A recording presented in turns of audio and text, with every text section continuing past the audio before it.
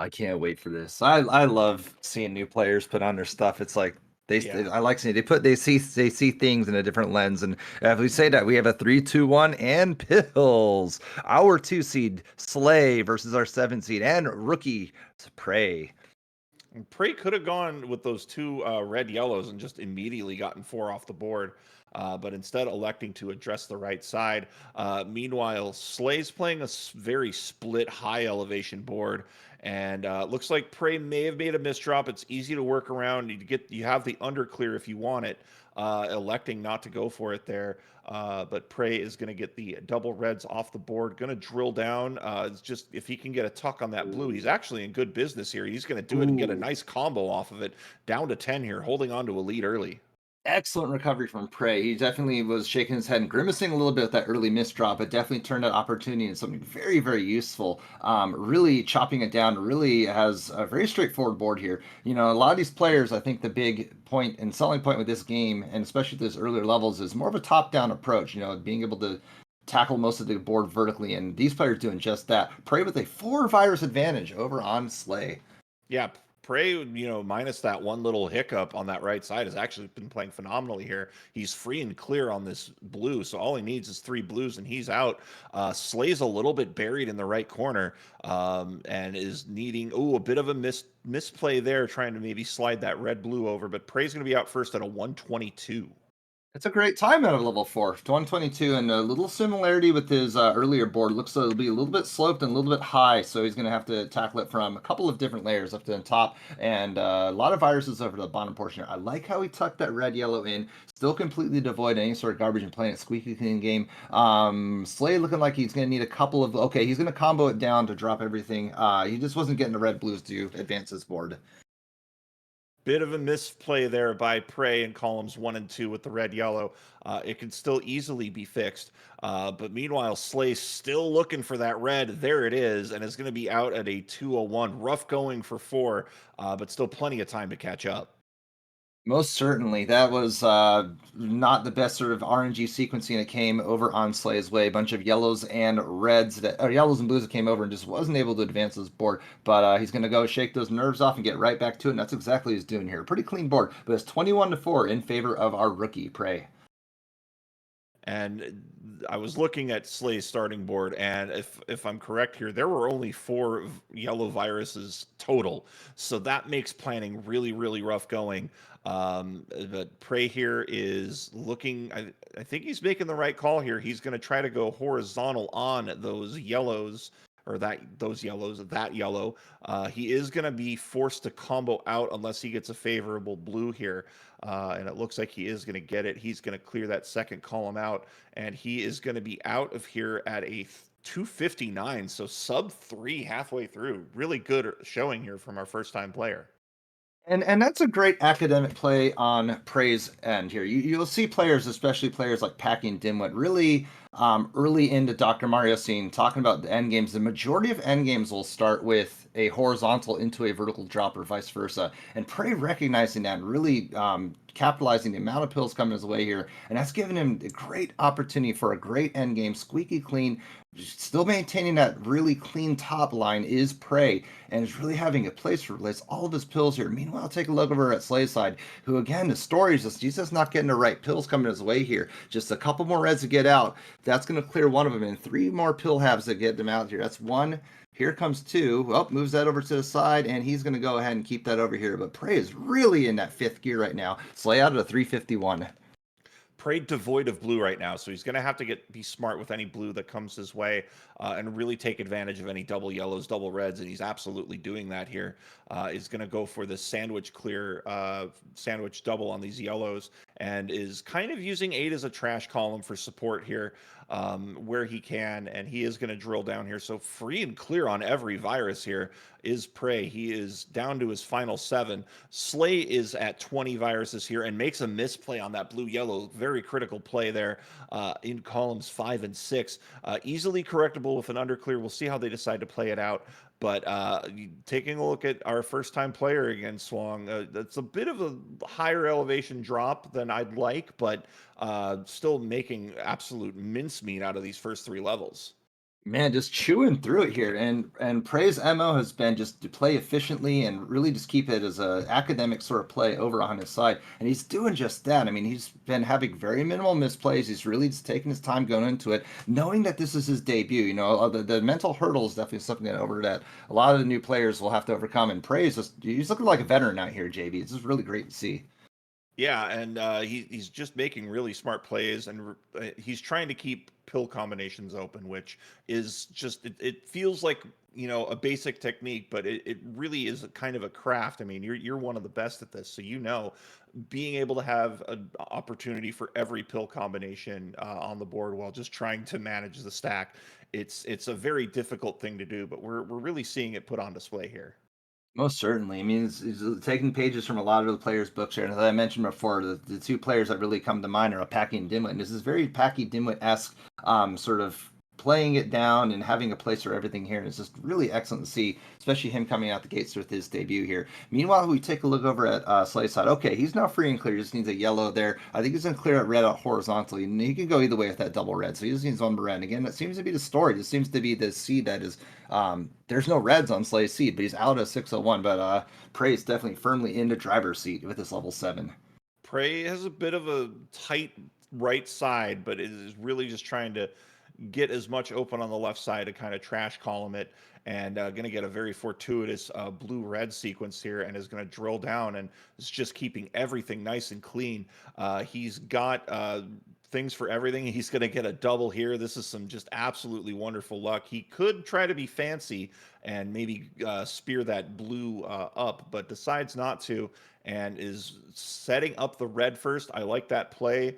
And with that blue garbage isn't terrible with the blue red coming next. You can kind of spear down, but he's going to be out, and he is going to take his first victory at a 648.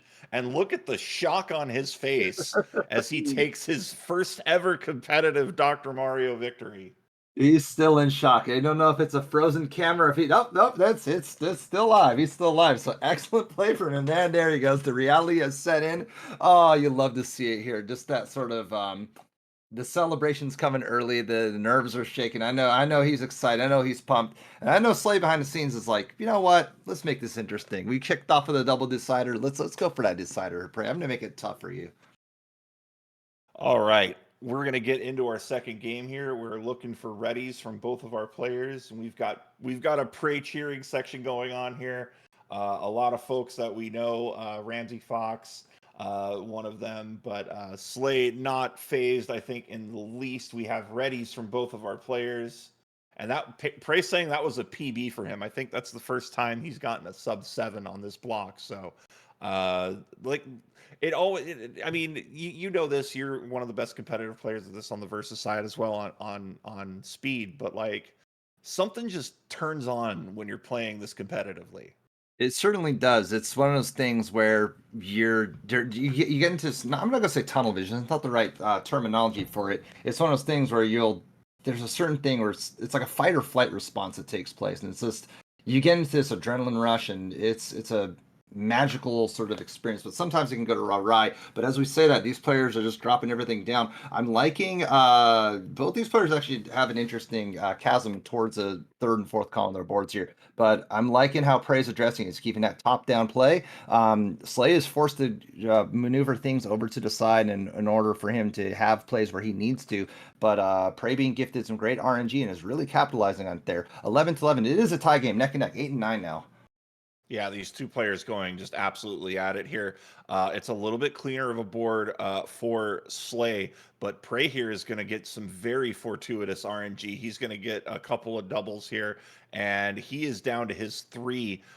Slay is going to go, oh, they're going to go vertical. Have the option. Prey out first at 59 seconds, a sub-minute level 4 and a 102 here for Slay here, as these players just keeping things just tight and competitive in the second game. Woo! They are bringing that diesel. They are bringing that heat. They are bringing that fire, and that's exactly what we wanted to see here. Really low one is what we expect to see out of the 407 with some really torrid pace, and that's exactly what these players are doing here. Oh, you'll love to see it as Slay dropping in, clearing up that blue, that red. I like how he does that. It's going to expose a little bit more play with that red and yellow. That's excellent play, opening up his boards a little bit to get that maneuverability. A little compact on the left side, but I think Slay is going to be able to do a lot of damage on his board when that double red comes, and he actually doesn't take it. I'm surprised he didn't take it. Yeah, really surprising there. It is 13 now, 12 to 9 here. Prey going to get a red off the board. He's got good color balance.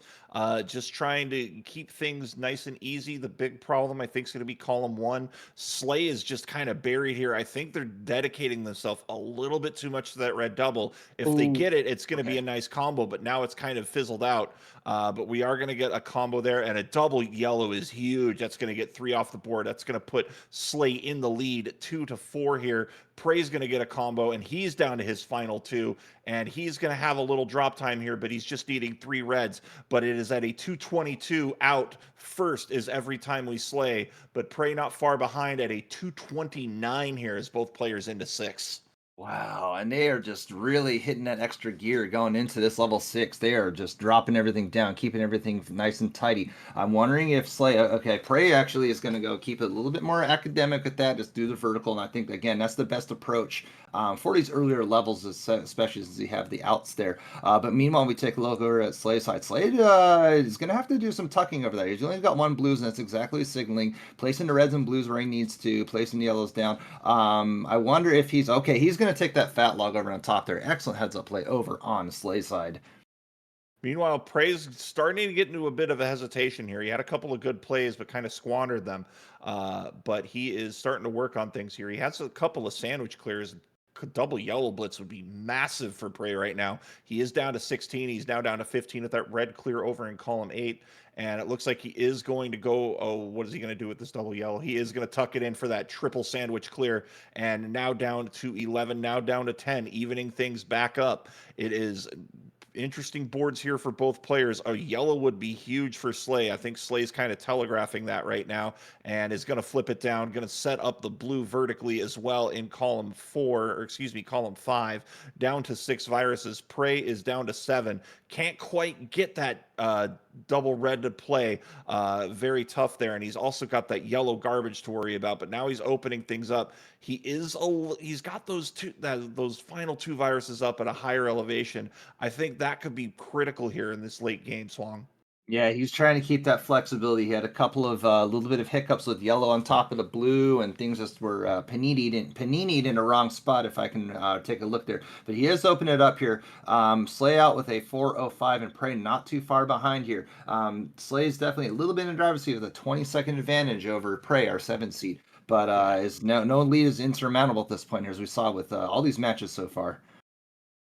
Prey deciding to go for a horizontal. Now he's kind of having to panic play that red yellow. Didn't have a place for it. He did tuck it underneath, which is the smart play. And now he's going to try to use it to his advantage. He is going to drill down some yellow garbage, kind of take that intentional garbage play. He's down to 28, but Slay at 18 here. Slay is setting things up. A little bit of a messy board on their side as well. Not a lot of room for blue. The only blue that they could have had access to is buried by red garbage in column 1.